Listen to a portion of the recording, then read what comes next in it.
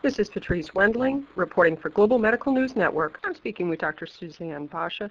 Doctor, what prompted you to compare staple versus suture closure techniques for cesarean delivery?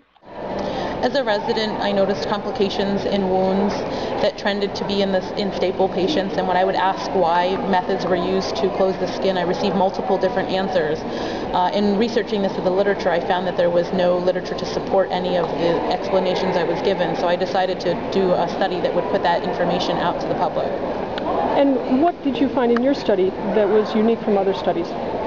I found that the wound complication rate, specifically the wound separation rate, was approximately 4 times higher in patients who had their skin closed with staples when compared to those closed with subcuticular suture.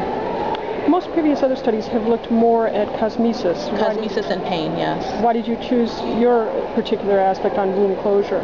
Wound separation is a problem to many new mothers, and it requires extra physician visits. It's inconvenient. It takes them away from their child, and I think it's a significant problem for new mothers, so that's why I chose that outcome.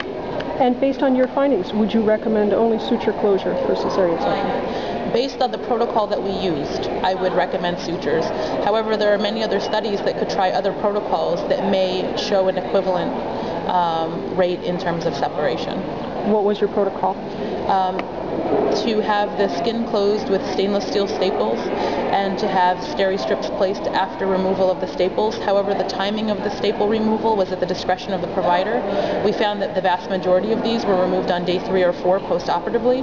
Perhaps leaving them in longer may make a difference.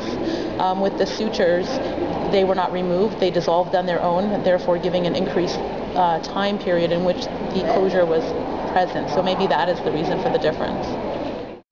For Global Medical News Network, this is Patrice Wendling.